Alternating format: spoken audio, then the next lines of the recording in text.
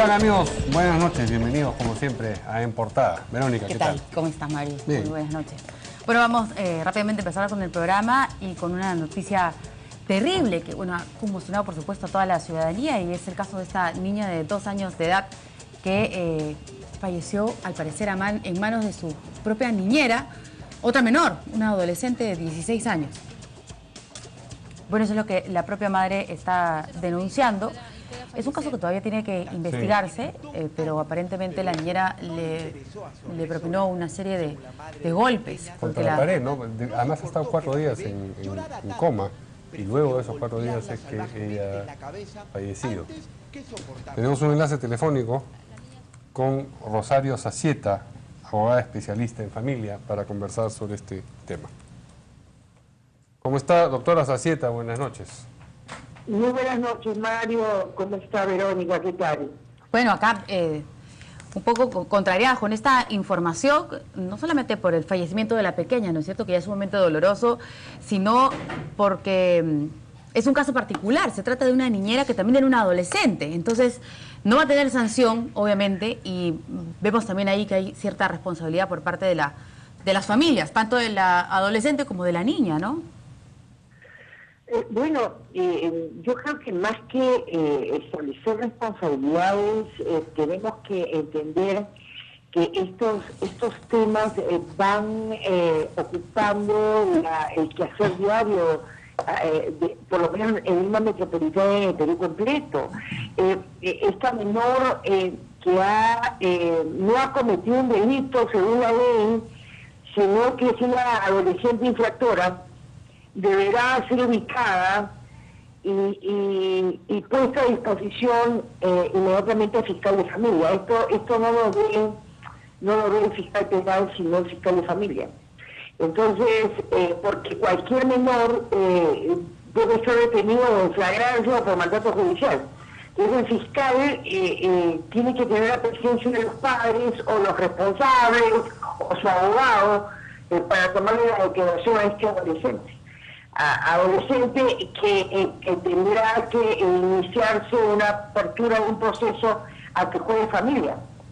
Y el juez de familia va a determinar si a esta chica de 16 años, que causó tremendas lesiones a la niña seguidas de muerte, va a ser entregada a sus padres o va a tener un internamiento preventivo.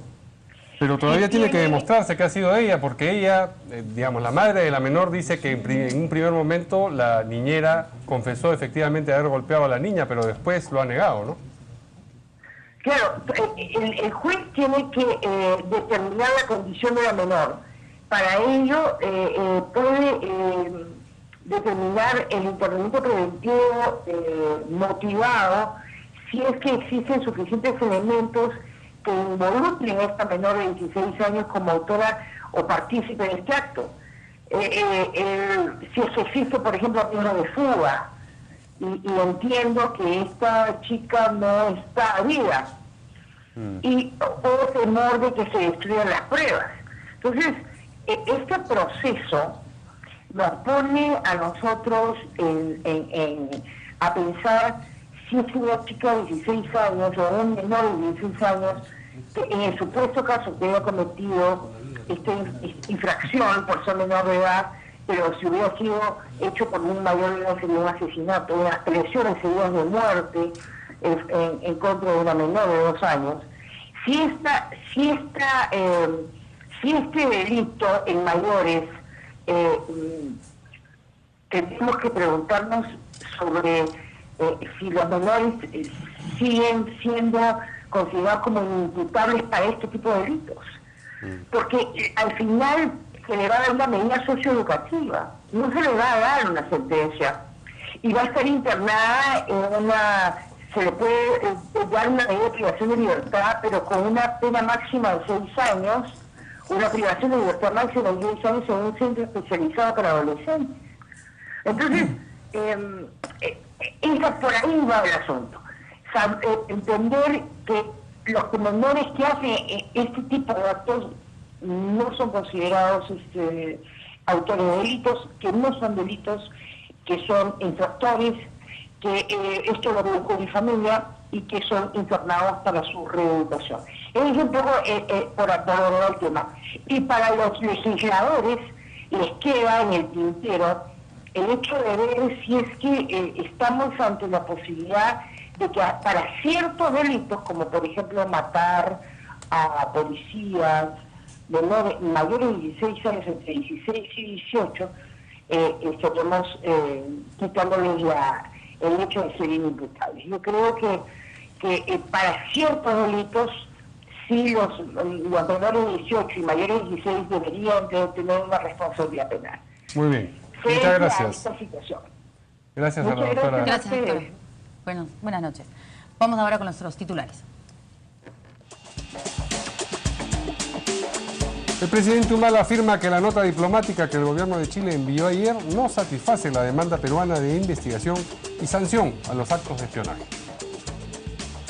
Y tras la remoción del fiscal Marco Cárdenas del caso Ecoteva por inconducta funcional, el expresidente Toledo pidió que el Ministerio Público resuelva su caso, por el que han pasado 3 fiscales y lleva ya 25 meses en investigación.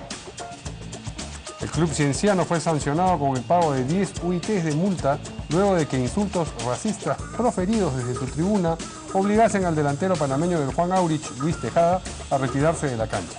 El equipo cusqueño además jugará su próximo partido sin público. Y la reforma del transporte es una gran mentira, asevera el alcalde Luis Castañeda. En tanto, los representantes de las empresas que operan en los corredores afirman que evalúan acudir a un arbitraje para que la Municipalidad de Lima cumpla el contrato suscrito.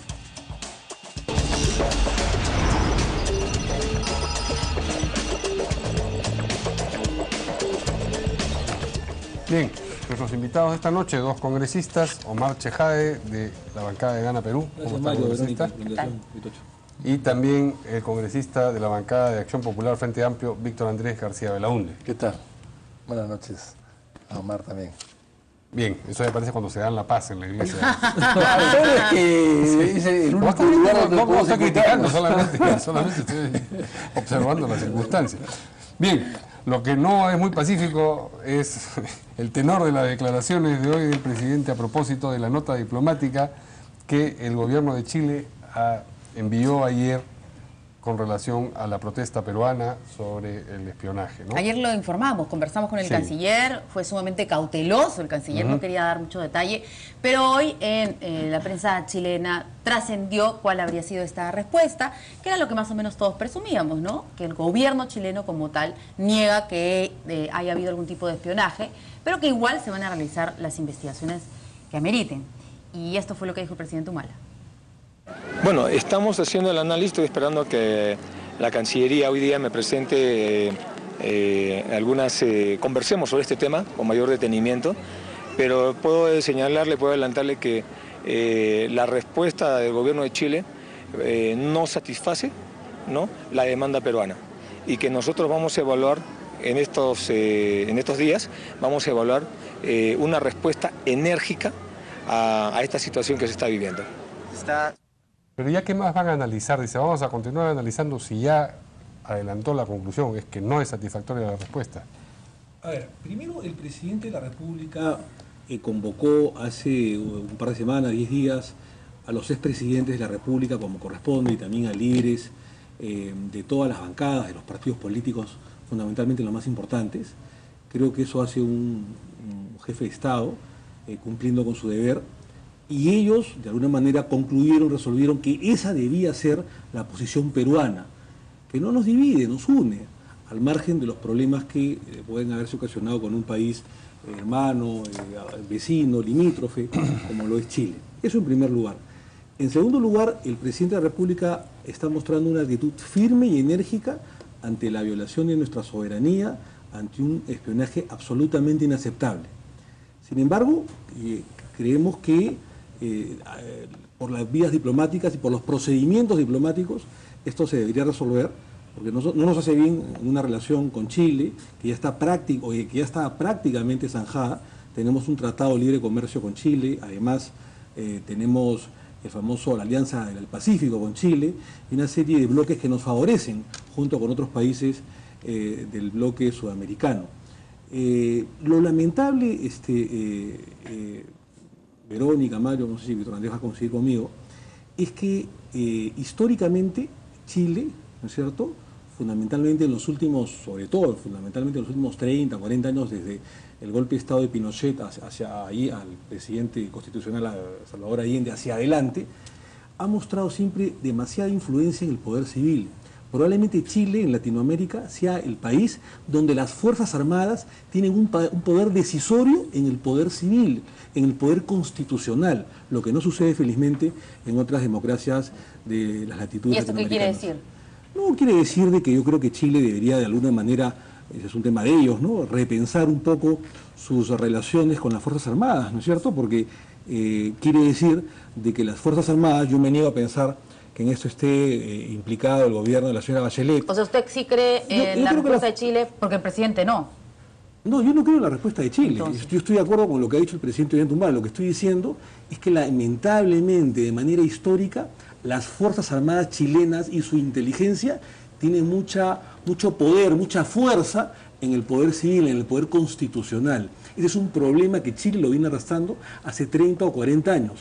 Y lo que estoy diciendo es que más allá de los gobiernos de Bachelet o del señor Sebastián Piñera, es el ejército, la Fuerza Armada chilena que probablemente esté inmerso en este Lo que usted quiere decir es que la respuesta chilena probablemente tiene un ingrediente militar y no puramente constitucional. Es probable. Y que eso, de otra manera, habría generado una respuesta satisfactoria si es que hubiese sido una respuesta solamente del lado civil del gobierno. Es probable, sí. ¿Qué piensa Víctor Andrés García Veloz? Pues yo no conozco el comunicado, no sé si ustedes ¿Cuál? lo conozcan. ¿La respuesta de Chile? Respuesta No, nadie la conoce. Lo único como que se sabe... Omar estaba hablando de eso, pensé que la conocía, como él es del gobierno. No. No. Soy el legislativo como tú. Bueno, perfecto, muy bien. Entonces, no la conocemos en realidad. Entonces, conocemos la expresión del presidente y algunas noticias que ha salido en Chile. Exacto. En la tercera de Chile, sí, ¿no? Ahora, yo creo que va por ahí un poco el tema de decir, la Bachelet va a decir, no es el Estado, o mejor dicho, no es el gobierno. Probablemente sean otros, militares o paramilitares, que hacen lo que quieren a espaldas nuestras y no nos pasan la voz de lo que están haciendo. O sea, un poco eso va a querer decir, pues presumo, intuyo que va a querer decir eso, porque las cosas son tan evidentes, que no pueden decir que no.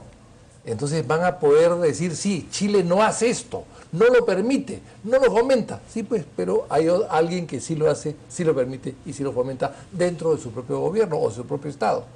Y eso es lo que no he explicado bien, no sabe cómo salir del tema. Y no es la primera vez, ¿no? Y no es la primera vez. Yo creo que lo que tiene que hacer la Bachelet, porque además ella ha heredado el problema viene de atrás, claro, ella pues perfectamente bien podría elegir a los culpables y castigarlos, o sea, no hacer como Fidel Castro, que a los 5 espías que estaban en Estados Unidos los recibe él cuando van a La Habana, no, pero tampoco eso, pero tampoco la indiferencia. Es decir, señores, aquí hay una responsabilidad de un sector de la Fuerza Armada que ha hecho esto, lo condenamos y lo vamos a juzgar o lo vamos a, digamos, procesar. Eso debe de hacerlo para quedar bien con el Perú. Pero con esta media agua, esta mal agua de comunicados, que intuyo que puede ser así, no está contribuyendo a la confianza que ya Perú y Chile habían ganado después de La Haya. Entonces, la respuesta, perdón, del presidente Humala hoy, ¿le parece apropiada, adecuada? Bueno, sí, bueno, de alguna manera sí. No conozco lo que él conoce para poder opinar, pero evidentemente el Perú tiene que ser firme en en la respuesta a la respuesta, porque no puede aceptar ni permitir que Chile se lave las manos. Eso me parece que está mal. Ser firme, porque el presidente también ha hablado de eso, ¿no? Estoy de acuerdo, una respuesta enérgica. Estoy de acuerdo con Víctor Andrés. Yo creo que el gobierno peruano, a través del presidente Ollanta, ha mostrado firmeza. Primero, en sancionar a los responsables. Están detenidos, van a seguramente estar inmersos en un proceso ante la justicia militar y evidentemente van a tener una condena importante por este atropello, esta traición a la patria cometida, y eso estamos todos de acuerdo. Trato un poco de entender a la presidenta Bachelet, y el problema, analizándolo fríamente, es que lamentablemente todavía el poder civil, a pesar que ya tienen probablemente 25 años de democracia, después que Pinochet dejó el poder a medias, porque después fue comandante jefe de las Fuerzas Armadas, y ante una concertación todavía débil, desde el año 89, 90, después del referéndum, creo yo que todavía el poder civil en Chile tiene todavía ese trauma, esa dependencia sobre las Fuerzas Armadas, ¿no es cierto?, en desmedro de las Fuerzas Armadas. Yo creo que Chile todavía no ha superado esta interferencia que a veces hay de las Fuerzas Armadas en el poder civil, en el poder democrático, en el poder constitucional, y lamentablemente pasa esto. No es la primera vez, sucedió en el gobierno del señor Alan García con el técnico Ariza, ¿no es cierto?, que el día de hoy está preso, y después han venido sucediendo ya de manera paulatina y constante. Como Morales Bermúdez también. Como Morales Bermúdez. ¿Y qué es lo que corresponde? O sea, ¿qué es lo que viene por los canales diplomáticos, supongo, transmitirle a Chile que no estamos de acuerdo, que el gobierno peruano no está de acuerdo con esta respuesta? ¿Qué es lo que viene con esto de respuesta enérgica en esta situación? Firmeza. Bueno, lo que viene ahí es una respuesta firme y el no retorno del embajador peruano a Santiago. Así de simple. No se puede declarar la guerra por una cosa de esta naturaleza, pero tiene el gobierno que marcar algún tipo de distancias y de fijar su posición. Y una de las maneras de hacerlo es, bueno, el embajador se queda acá, de tal manera que el embajador de ellos tampoco volverá. Y las relaciones se mantendrán así hasta que... Qué terrible, ¿no? Bueno, luego que hace un año hemos tenido pero es defensa verónica de nuestra soberanía, ¿no? Totalmente, ¿no? Los ofendidos, lo lamento nada más por el pueblo, las víctimas, ¿no?, somos nosotros, sí, los ofendidos somos nosotros, los agredidos somos nosotros. ¿Y qué tiene que ocurrir para que se restablezcan luego las relaciones bueno, normalmente? Pasará el tiempo y habrá ocasión para fumar la pipa de la paz, pero que no se da pues a la vuelta de la esquina, claro, evidentemente. No, evidentemente la solución es que haya unas verdaderas satisfacciones por parte del gobierno chileno. Si no las hubiera, nos quedamos con nuestro embajador acá. Está en consulta, y yo creo que la política y sobre todo la diplomacia son gestos, Mario, Verónica, y eso todavía no se ha visto en Chile. Yo veo todavía una debilidad en la Cancillería chilena, lamentablemente lo tengo que decir, en el gobierno chileno, ¿no es cierto?, que se ve avasallado por las Fuerzas Armadas de su país. No salen bajo tutelaje, ¿no? Sí, pero eso lo tienen hace 25 años, no salen del trauma del golpe de Estado de Pinochet. Y eso es así, lamentablemente. Muy bien. Bueno, por gestos, dentro de un tiempo, no sé si meses o años, Chile tendrá que tener gestos de acercamiento amistosos y ahí se restablecerán plenamente las relaciones, ¿no? Muy bien. Tenemos que hablar de Perú y otro país, Bolivia, porque el presidente Ollanta-Humala ha hablado también sobre el caso Belaúnde Locio. Es la información que estamos recibiendo. Hoy día en Consejo de Ministros se ha tratado ese tema.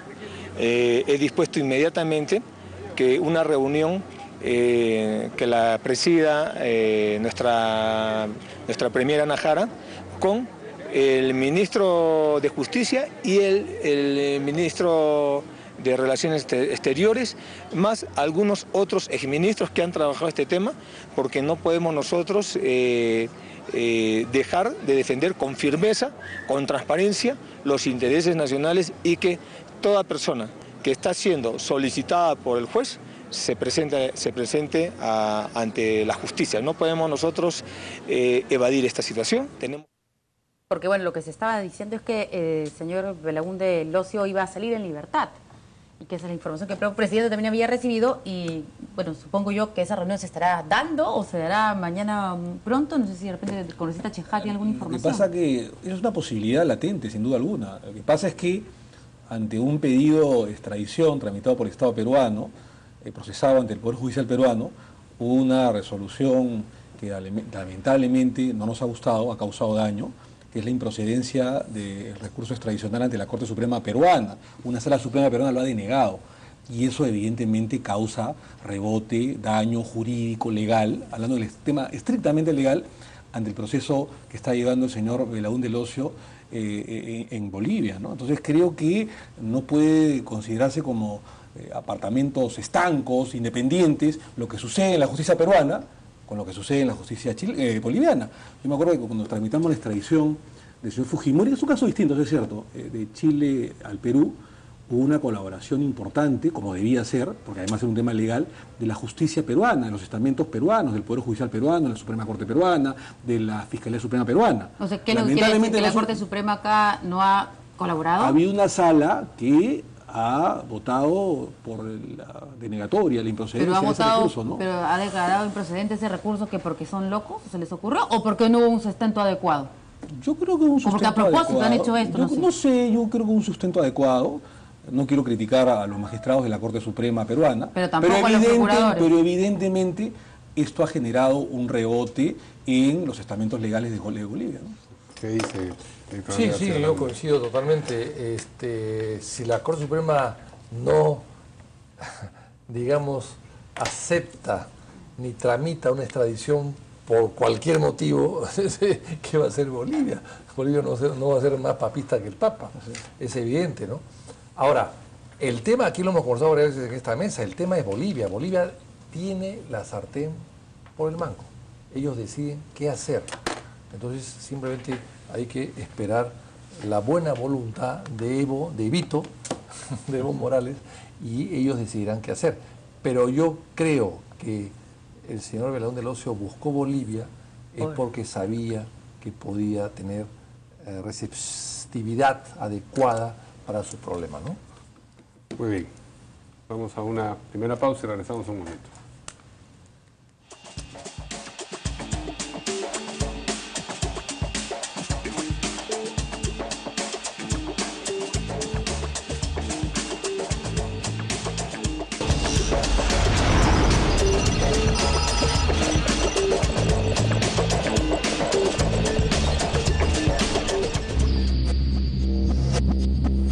El análisis más profundo de los protagonistas de las noticias. La gran Medida 2%. La interpretación de los hechos. La hora N. 15 años marcando la agenda política y económica del país. Gracias por su preferencia. Canal N, el poder de la información al momento.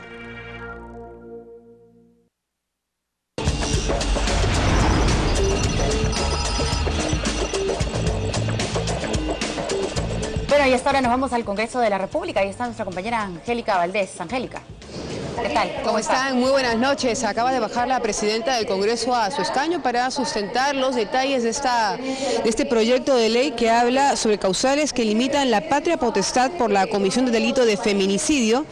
Es una jornada básicamente dedicada a la mujer. Se han visto diversos temas, pero no han alcanzado por lo menos consenso hasta este momento, aunque este está siendo sustentado recién hace unos instantes. Escuchemos. De la mujer en eventos internacionales, y ha quedado como agenda y compromiso de las mujeres y de las parlamentarias sudamericanas incorporar esto en los parlamentos. Es por eso que se debe esta iniciativa, presidente, y especificar que no vulnera el derecho de patria potestad inherente a los padres cuando el proceso está todavía pendiente de una sentencia final.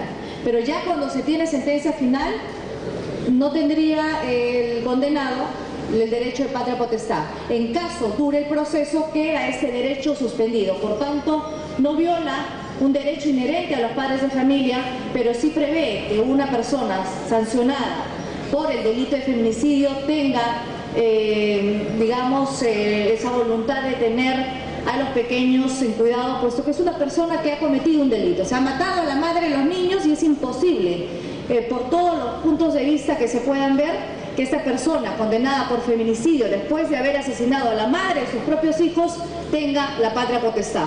Entonces, presidente, es un avance que se está dando en varios parlamentos, y creo que nuestro parlamento peruano no puede quedar exento de ya haber sancionado el feminicidio, pensar también en esta figura y sobre todo en el cuidado de los menores de edad. Muchas gracias, presidente. No creemos que este tema tenga mayor debate. Hemos escuchado a la congresista presidenta del Congreso, Ana María Solórzano. Sin duda el tema que ha generado mayor polémica ha sido la propuesta justamente que sustentó la congresista Rosa Mavila respecto a la sanción de acoso sexual en los espacios públicos y de reforma del Código Penal. Muchos congresistas, hombres, indicaban que era exagerado sancionar con multas, incluso trabajo comunitario, por algunas miradas más allá de lo debido, silbidos y también besos volados. En ese sentido, pasaron a un cuarto intermedio para definir. La congresista Rosa Mavila accedió a retirar por lo menos del documento el tema de las miradas que tanta polémica causó y que incluso motivó un enfrentamiento con el congresista Martín Belaúnde, que indicó que estaba preocupado porque bajo ese concepto no podría ir, no podría ni siquiera tener alguna mirada en las playas. Bueno, fue algo que generó algunas risas y algunos comentarios de parte de sus colegas, pero finalmente esto fue rechazado por la congresista también Verónica Mendoza y la congresista Mavila. Entonces vamos a ver si ese tema finalmente es votado, que es lo que esperamos, y se ha anunciado también una conferencia de prensa alrededor de las 8 de la noche por esos temas relacionados a la mujer. Muy bien, Angélica. Bueno, ya sabemos cómo es el congresista Martín Belaúnde, ¿no? Ya nos queda acostumbrados a sus frases. Sí. No sé cómo calificarlas, pero... De cualquier forma, lo de la mirada es difícil de identificar y de aislar, ¿no? Sí, claro. Es muy subjetivo. Claro, un silbido, la mirada, un beso volado. Las cárceles estarían llenas, faltarían cárceles, ¿no? O sea, ya nos faltan. No, pero además me miró, ¿cómo hacemos? Sí. No, además si estás con anteojos oscuros, ¿cómo te das cuenta? Y en las playas, ¿no? Sobre todo, ¿no? Una chica bonita, ¿no? ¿Ya se quiere unir usted al grupo de Martín Belaúnde también? No digo. No. Moreira.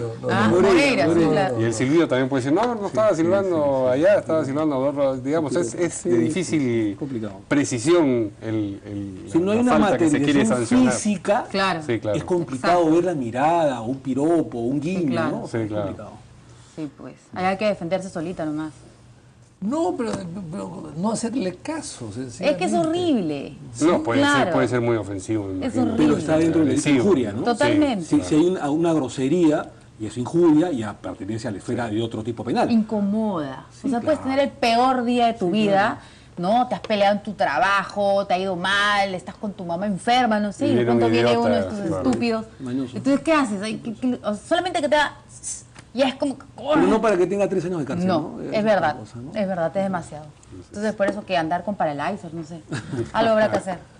En fin, vamos a hablar ahora sobre Alejandro Toledo. Bueno, y esto ha salido a hablar el expresidente porque removieron al fiscal que está viendo su caso ya hace algún tiempo. Así es, lo han removido por inconducta y él ha comentado, Toledo, ha dicho que no tiene, digamos... una catadura moral porque tiene un nivel alcohólico inaceptable. Vamos a escucharlo. Yo tengo que felicitar a las autoridades de la Fiscalía de la Nación porque me he enterado que han tomado una decisión de apartarlo del caso porque no tienen autoridad moral. No tiene autoridad moral. Una persona que llega a tal nivel de alcoholismo, 1.79%, que es más de 250% sobre lo normal, que se queda dormido en un semáforo y cuando viene la policía los insulta, lo maltrata y se da la fuga,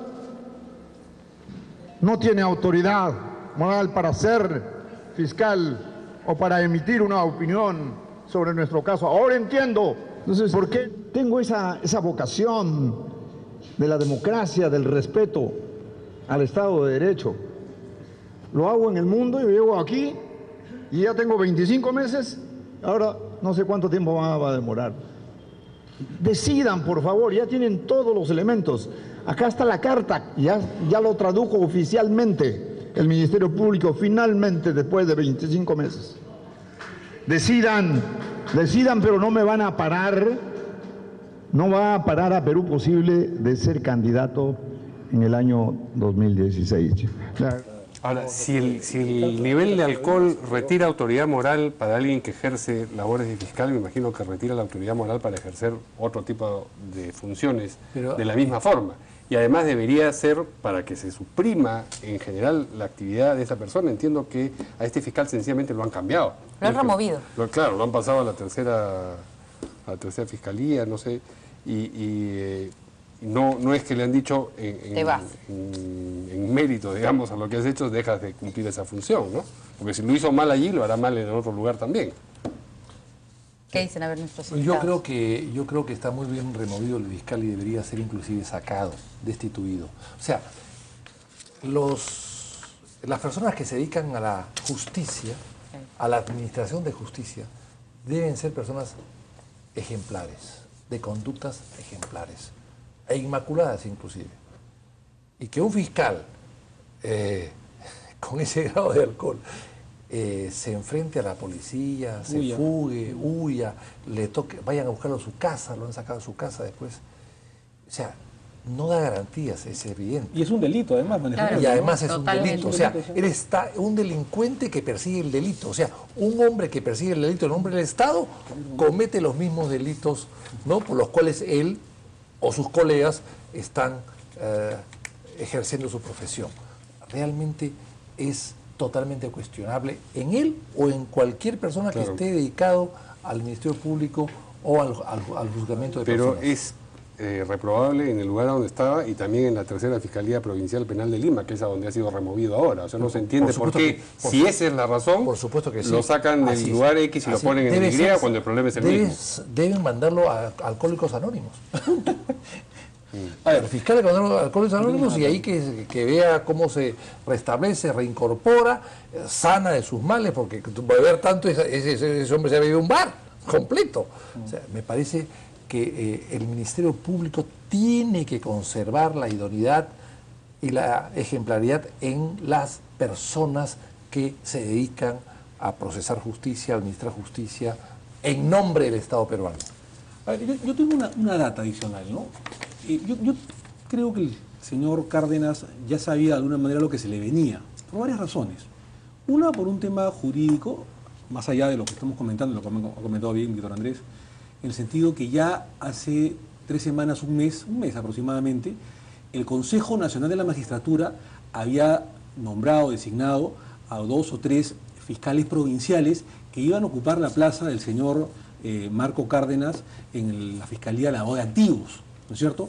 De ahí que se entiende, más allá de lo que no viene a discusión, el tema de la señora Nadine Heredia, él no fue el que firmó la resolución de reapertura fiscal del caso de la señora Nadine Heredia, que fue archivado hace 6 años atrás, sino fue el señor Rojas. El señor Rojas sale de vacaciones y el señor Marco Cárdenas, que no había leído el expediente de la señora Nadine de hace 5 o 6 años, ni siquiera el documento de reapertura de su colega, el señor Rojas, sale a hablar a la prensa de manera casi política, ¿no es cierto? Cuando ya había habido advertencias del propio... ¿Cómo sabe que no había leído...? Porque yo he leído el expediente. Ya, pero ¿cómo sabe que él no lo había leído? Porque cuando la prensa le hace preguntas sobre el expediente, él mostraba serias deficiencias de lectura o de conocimiento del caso, ¿no es cierto? Yo que leí el expediente, que fui abogado de la señora Nadine durante algunos años, en 2009-2010, cuando la prensa le hacía las preguntas sabía que habían huecos, que habían ausencias de conocimiento por parte de él. Entonces, ya sabía lo que se le venía y por eso él toma como bandera el caso del señor Toledo para decir, oiga, esta es mi bandera y cualquier cosa voy a denunciar si es que me cambian, porque ya sabía que lo iban a cambiar, más allá de estos casos, por una designación de reemplazo de un titular de fiscal provincial nombrado o designado por el Consejo Nacional de la Magistratura. Entonces, creo que él de alguna manera se estaba preparando, por eso que el día de hoy dice que el poder, digamos, el gobierno o el poder le ha ganado a la justicia, o sea, está haciendo política en el caso. ¿Usted se ha leído el documento del fiscal Rojas? Sí. ¿Y él habla de reapertura o de apertura? De reapertura.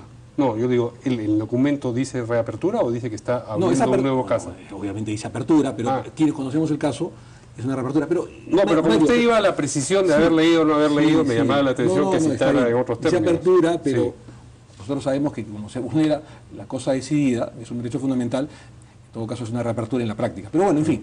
Pero ese no es el tema, Mario. El tema es que él ya sabía que había una designación del Consejo Nacional de la Magistratura. Por eso que se adelanta y hace toda una expresión mediática ante algunos... Quería voltear la tortilla con esto. Muy hacia adelante. Ya. 2, yo no sabía en ese momento, cuando incluso este fiscal Cárdenas se nos enfrenta a lo que fuimos abogados de la señora Nadine, a los congresistas que la defendíamos en ese momento, no sabíamos lo que había sucedido en el mes de enero. Y que ya había una denuncia que estaba en la policía, no solamente por haber cometido un delito, que es el delito de peligro común, manejar en estado de ebriedad. Además, no es que se le pasó 1 gramo o 2 gramos, sino que 4 veces más, o sea, casi 2. ¿no? 200%. Así es, por favor, ¿no? Y en tercer lugar, nos hemos enterado, y no ha sido negado, que este señor, claro, puede ser un hecho anecdótico, ¿no?, es sobrino del señor Guillermo Alarcón, señor Pocho Alarcón, ¿no es cierto? Entonces uno dice, él es fiscal de contra lavado de activos, y sin embargo su tío está inserto en la red de Orellana en temas de lavado de activos.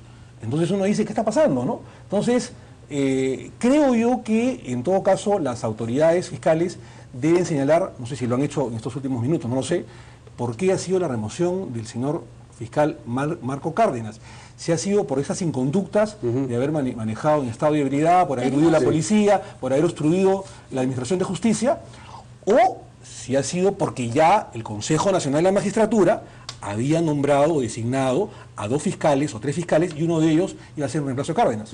Bueno, tenemos las declaraciones del fiscal de la Nación, a ver si la producción nos confirma.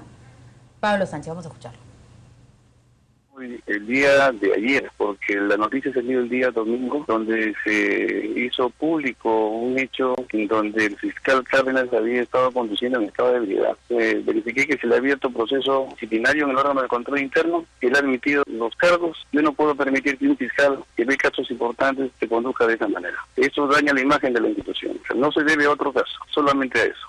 Los casos, su sistema son de naturaleza corporativa. Es un grupo de fiscales que trabajan los temas. De manera que los casos que veía el señor Cárdenas, lo va a ver otro fiscal del mismo subsistema, que también está informado del contenido de los mismos. No va a afectar el fondo del trabajo fiscal. De manera que la tercera fiscalía sería provincial. Bueno poder haberle preguntado al fiscal de la Nación ¿qué va a hacer entonces este y lo señor más lamentable, en la perdón Verónica, Mario, Víctor Andrés, lo más lamentable que el día de hoy ha salido el señor Cárdenas a hablar. Sí. Se ha puesto gallito, ha de alguna manera desconocido la autoridad del fiscal de la Nación, que es la persona que lo ha removido, lo ha trasladado de fiscalía, sabiendo que... ¿Qué aduciendo? Que está... Aduciendo que hay un tema político. No.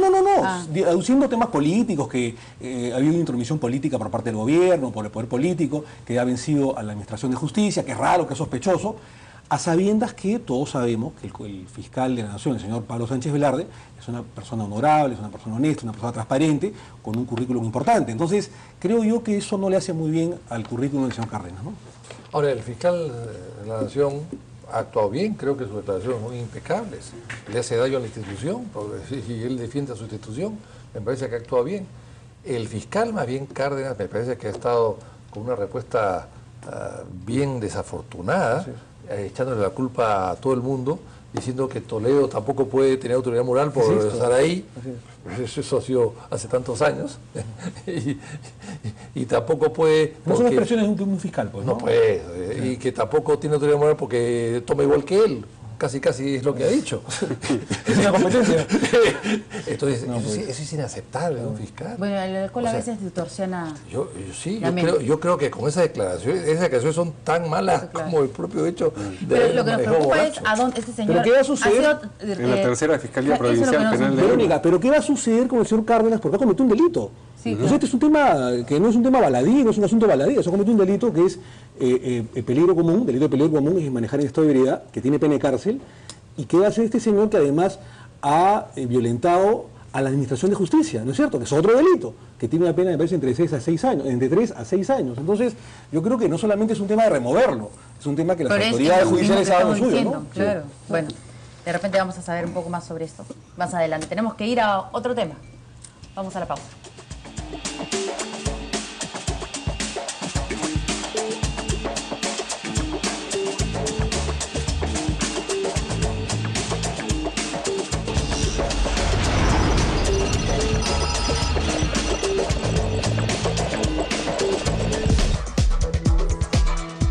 La respuesta del gobierno de Chile no satisface, ¿no?, la demanda peruana. Vamos a evaluar una respuesta enérgica a esta situación que se está viviendo. Bueno, declaraciones del presidente Ollanta Humala, quien ha adelantado que no están satisfechos con la respuesta que ha dado el gobierno de Chile.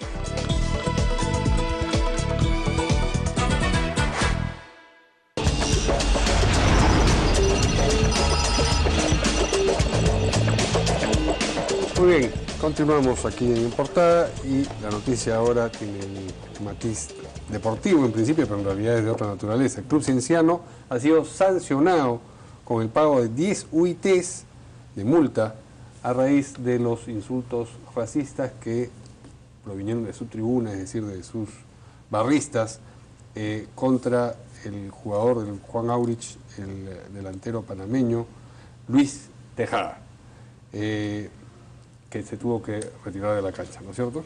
Vamos a leer las declaraciones del jugador Tejada a Radio Ovación. Para las personas que no compartan con mi decisión de haberme ido del campo de juego, solo les pido que por un momento se pongan bajo mi piel para que sientan mi dolor. Tengo una familia, mis hijos, no quiero que pasen por estas situaciones, así como nadie en el mundo. No avanzamos y seguimos en lo mismo. ¿Hasta cuándo? ¿Qué más? Muy bien. ¿Qué dicen acá? El Juan Aurich jugaba en el Cusco. ¿Con Cienciano? Sí. ¿Con quién? Con Cienciano. Y la barra del Cienciano es la que la gritaba. Perfecto, sí. Bueno, me parece que no es el primer caso y me parece que en Huancayo hubo uno hace tanto tiempo. Sí. Y suspender por una fecha al público asistente, que no vaya el público asistente a un estadio donde juega Cienciano en el Cusco, me parece que es una pena muy leve. Y el pago de 10 UITs de multa. Bueno, eso es muy leve. 40.000 soles casi, ¿no? Eso es muy leve, realmente es muy leve. Yo creo que en realidad ha debido ser la sanción mucho más fuerte porque no es la primera vez, es en un partido de fútbol local y es en la ciudad de Cusco, que es cuna de una gran civilización nuestra y el ombligo del mundo finalmente, pues es una ciudad que tiene dos culturas, admirada por el mundo entero, y estas pifias e insultos a un jugador, además extranjero, ni siquiera peruano, deja muy mal parado al Cusco y a todo lo que el Cusco significa para el Perú. Yo no quiero generalizar, Mario, Verónica, Víctor Andrés, a toda la afición cusqueña, ¿no? Que seguramente es gente muy noble, ¿no? Yo soy un aficionado al fútbol especialmente. Y siempre he seguido un poco el tema deportivo, el tema del campeonato. Y lamentablemente, no quiero generalizar a toda la hinchada del Cienciano, pero las barras del Cienciano, las barras bravas, han tenido estos comportamientos ya hace mucho tiempo. O sea, la barra del Cienciano, incluso cuando campeonaron la Sudamericana en el año 2003, en el año 2004, cuando le ganaron la Recopa Boca y antes a River Plate Argentina, y en el campeonato nacional siempre han acostumbrado a tirar piedras, a tirar bolsas con líquidos, con orines, digamos, ¿no es cierto? Y a hacer una serie de desmanes dentro y fuera del estadio. Y no había una autoridad local en el Cusco que haya podido poner coto a estos incidentes. Desde tirar piedras, fíjese, piedras. O sea, personas que van a los bolsillos, que esconden piedras, que esconden rocas, bueno, esas cosas las tiran a los jugadores, digamos, rivales. Los insultos. Y lamentablemente el día de hoy ha desencadenado a un acto totalmente deleznable, criticable, que es un acto de racismo, ¿no es cierto? El famoso imitación de un gorila, ¿no es cierto? No solamente son gritos, ¿no es cierto?, contra un jugador de raza negra, sino además hacer imitaciones de gorila, ¿no es cierto?, de mono. Esto ha sido severamente sancionado ya en Europa. O sea, en las mejores ligas europeas como España, Italia, Francia, Inglaterra, se sanciona con la pérdida, no solamente muchas veces de puntos, sanciones económicas y cerrar el estadio durante buen tiempo, ¿no es cierto? Y hay campañas que lamentablemente en el Perú todavía no han cundido contra el racismo en los mejores estadios del mundo, fundamentalmente en Europa, en España, fundamentalmente en Italia, en Francia, en Inglaterra. Pero eso es lo que Perú debería hacer. Es que lo que pasa en el fútbol no es ajeno a lo que pasa en nuestra sociedad, ¿no es cierto?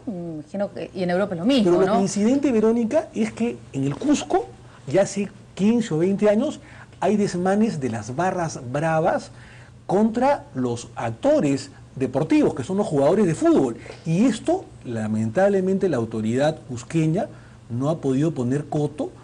Incluso creo yo que en alguna forma, hasta en algún momento, han incentivado. Sí, en algún momento. No ahora, no me refiero al tema de ahora del racismo, sino que en algunos momentos, tiempos pretéritos, hace 10, 15 o 20 años, han alentado este asunto. Entonces, este es un tema que se ha ido germinando en el Cusco, lamentablemente, por las barras bravas, que no ha podido ser detenido por las autoridades locales, ¿no? Bueno, el cantante y compositor Rubén Blades, que es compatriota del jugador ofendido, ha escrito en su Facebook un texto solidario.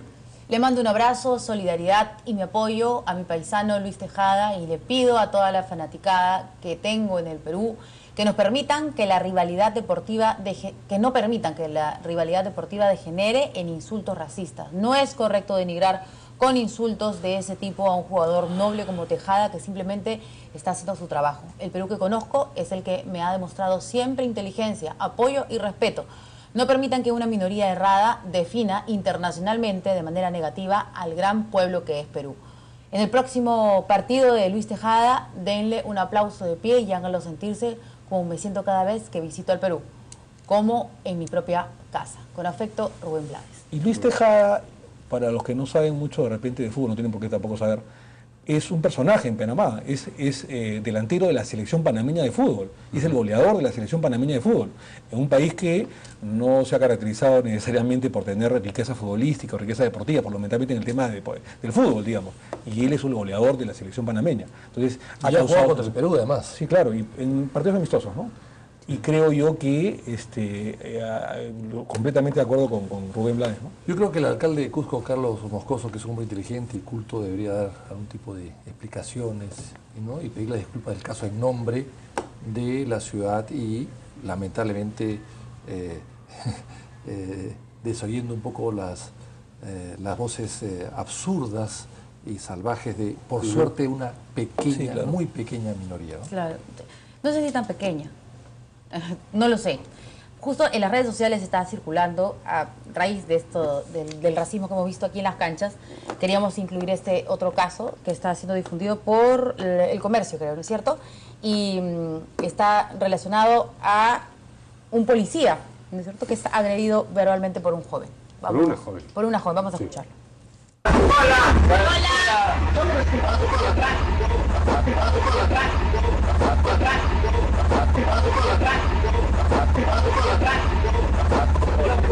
¡Mire la gringa! El policía le dice que se vaya a hacer la cola y voltea diciéndole Serrano, ¿no? Sí, ¿En Cusco? Metropolitano. Sí, claro. No quiso respetar la cola, se quiso colar, el policía no se lo permitió y arrebatada le dice... Porque era complicado que se diga Serrano en Cusco, ¿no? Se cierra, ¿no? Sí, claro. Pero sucede también, ¿ah? Bueno, sí. Sí, claro. Sí. Bueno, vamos a una pausa y volvemos con el siguiente tema.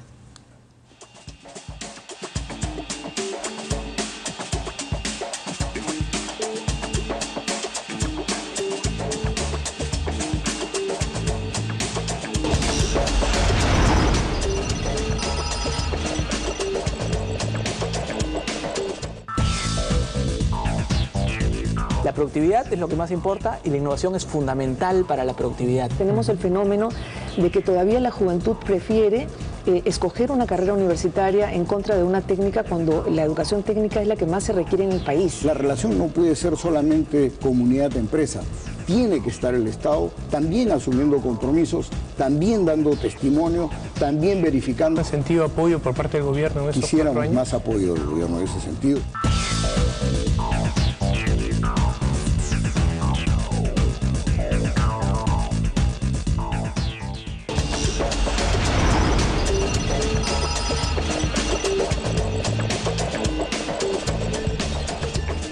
Bueno, seguimos hablando aquí sobre el racismo y dándonos cuenta que no es una minoría, lamentablemente, en nuestro país, ¿no? Nos comentaba la producción que estaban, en relación a este video que hemos pasado, viendo la posibilidad de sancionar a esta muchacha. ¿Qué dicen acá? ¿Qué dice acá el abogado? ¿Podría haber algún tipo de sanción contra ella? Bueno, esa es una posibilidad, naturalmente. ¿Está faltando respeto a la autoridad? El Código Penal está contemplada. Por supuesto, claro que sí. Desde el delito de injuria hasta el delito de desacato contra la Administración de Justicia, ¿no? Sí, eso, o sea, no, con la Administración Pública en este caso. ¿Hay desacato si finalmente respetó, forzada, pero respetó la cola de desacato? Ahí no, pues, ¿no? Pero injuria sí. Pero injuria sí. Sí, claro. Muy bien, vamos ahora con el tema del transporte. Habló hoy día el señor Luis Castañeda Locio.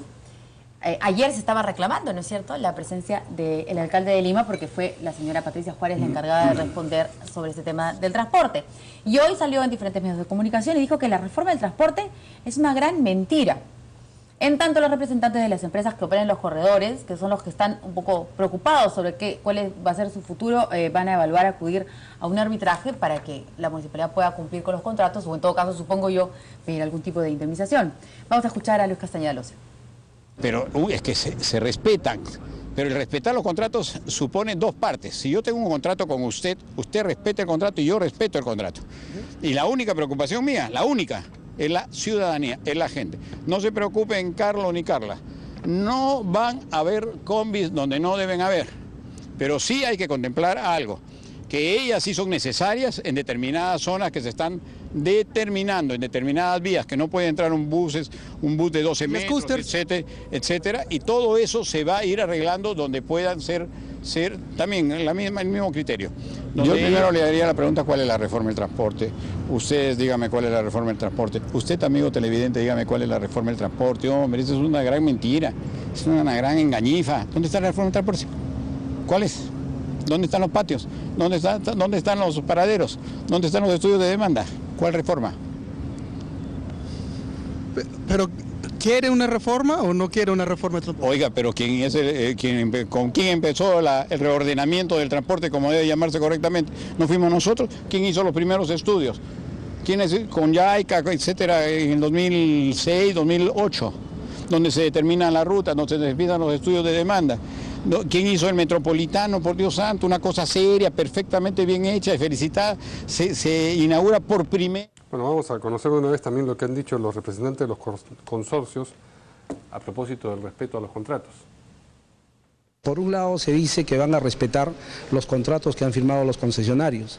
Sin embargo, ha salido una ordenanza hace 2 o 3 días donde se están dando autorizaciones a rutas que se superponen totalmente con los corredores complementarios. ¿Y por qué digo que se contradicen? Porque los contratos de concesión establecen claramente que la autoridad está obligada a entregarnos en exclusividad esas vías, con una intangibilidad. Pero hoy día, al renovarle a las empresas de manera unilateral estas rutas, se está rompiendo prácticamente la estabilidad jurídica del contrato. La municipalidad no está cumpliendo con su parte del contrato al hacer eso. Eso es obligación del concedente de la municipalidad, está establecido en el contrato, no está cumpliendo con su obligación. Al día de hoy nosotros contamos con el personal en planilla, tenemos los patios e incluso estamos buscando más patios para la implementación. Tiene que tener claro que los patios no solo pueden estar en los troncales, sino pueden estar en la zona alimentador. Finalmente, estas obligaciones que nos exige la municipalidad, nosotros las estamos cumpliendo, pero queremos de que también la municipalidad cumpla su parte del contrato. Como lo ha manifestado el doctor Castañeda, este es un trabajo de ambas partes. Por lo tanto, ambas partes tenemos que trabajar de manera conjunta para que sea viable. Lo que nosotros queremos y lo que exigimos un poco a la autoridad es eso, que viabilice la entrada en operación de la manera correcta para verdaderamente brindar un servicio de calidad. Pero eso se ve no solo con palabras, sino con hechos. Y los hechos representan que al día de hoy las rutas... Bueno, en la mañana se le preguntó al alcalde en reiteradas oportunidades sobre esta posibilidad y él decía que no se están cumpliendo los contratos. ¿Qué dicen ustedes? ¿Alguna convicción además? Yo lo que veo que es una pena que la ciudad de Lima se haya paralizado en los últimos meses. Antes del cambio, porque iba a haber cambio, y después del cambio, porque llegó el cambio. Yo estoy viendo todos los días en la vía de evitamiento que te cobra 4 soles y 50 para embotellarte. Sí, claro. 4 soles y 50 para ir a un embotellamiento, no para salir de él. Y la 4ª o 5ª fila, que estaba casi lista, está casi lista, pero no la habilitan. Por no sé qué tontería falta. No la habilitan hace más de 90 días. Entonces, ¿qué está pasando? O sea, el pleito entre un alcalde que se va y un alcalde que llega y la falta de enlace. Pero lo vivimos cada 4 años. Sí, eso no, pero es que no pasaba eso antes. Primero que Castañeda se quedó 8 años, entonces no había al 4º año ruptura de nada. Y con Andrade, a pesar de ser adversarios ambos, hubo una transferencia normal. Sí. No, normal. pero de ahora Castañeda a Villarán, sí, pues también hubo algo así. Y de Villarán a Castañeda. Sí, y bueno, sí, y ahora se está pidiendo peor todavía. Y la reforma del transporte, o como quiera llamarse, la inició Castañeda, es cierto, pero la continuó y hizo gran parte de ella Villarán. Y la gente ha votado contra Susana Villarán porque no le gusta su voz o su peinado, pero no contra la reforma de transportes. Porque la reforma de transporte tenía siempre 50% de aceptación o 60%. Ella tuvo 10 o 12%. Pero la reforma tuvo 50 o 60%. Y esa reforma es la que no se puede parar. O sea, la gente ha votado por la reforma, pero para que no la continúe Villarán, sino para que continúe Castañeda. Y Castañeda no la está continuando, la está paralizando, o la está reformulando o reformando. Total, está paralizada. Eso creo que es peligroso. Yo lo que creo es que, más allá de lo que estoy de acuerdo con lo que ha dicho Víctor Andrés, los contratos se tienen que cumplir, porque si no estaríamos vulnerando la estabilidad jurídica del país, estaríamos fomentando la inseguridad jurídica, ¿no es cierto? No solamente contratos. Yo me acuerdo que cuando el presidente Ollanta juró el cargo el 28 de julio del 2011, en algún momento estuvo en desacuerdo con algunos contratos, incluso contratos de libre comercio que se firmó y con algunas transnacionales que se firmó en el gobierno de Alan García, pero las cumplió. O sea, se podrá decir muchas cosas, se podrá hacer algunas críticas a favor o en contra del presidente Ollanta, pero cumplió con el contrato porque no podía fomentar la inestabilidad jurídica o la inseguridad jurídica en el país, nos guste o no nos guste. Y lamentablemente creo que no está sucediendo esto con el señor Castañeda. Ahora, lo que dice Víctor Andrés es absolutamente claro, es decir, no ha habido una transferencia pensando en el país, en la ciudadanía y sobre todo en Lima, ¿no es cierto? Fundamentalmente en Lima, que es la ciudad por la que salió elegido Castañeda.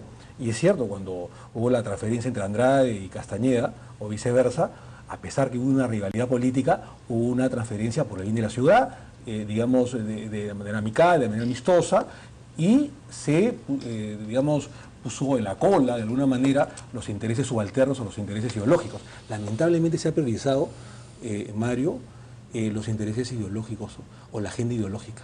Y eso es lamentable, porque la función del alcalde es la función del buen vecino. Sí. Es la función del buen vecino.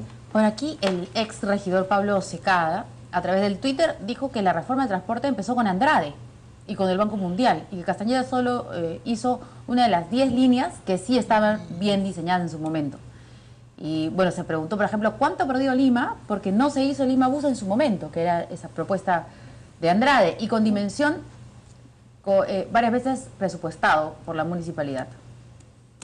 Bueno, también es cierto, el programa de Castañeda era ese tren de cercanías, el doble riel que van del Callao hasta, en fin, a Chosica, Ricardo Palma, y eso no se ha hecho ni en los 8 años anteriores de su gobierno y parecería que ahora no se va a hacer, porque está pensando en hacer otro metropolitano por el evitamiento que ya está trazada y diseñada para otra cosa. Yo creo, Víctor Andrés, que, y eso, aunque parezca cherry, lo voy a decir, la gran obra que está dejando este gobierno, entre tantas otras, es la línea 2 de metro, ¿no es cierto? Es decir, los 38, 40 kilómetros subterráneos, 25 metros hacia abajo, que se va a construir, que ya se aprobó con me parece un consorcio español, que se están haciendo algunas adendas y por eso está demorando, y que va a unir Ate al Callao. Y yo creo que esa va a ser, en parte, la solución que puede tener Lima, ¿no? Va a ser la más cara del mundo también. Bueno, hay que fiscalizarlo, ¿no? Va a ser, porque es entregada a dedo y cuesta 7.000 millones, cuando en cualquier parte del mundo el kilómetro de metro te vale 30, 40 millones, acaba de costar como 150. O sea, la más cara del mundo. Eso hay que fiscalizarlo. Hay que fiscalizarlo. Muy bien. Gracias a nuestros invitados. Gracias, Verónica, Mario. Nos vemos mañana, los esperamos. Chau. Chao.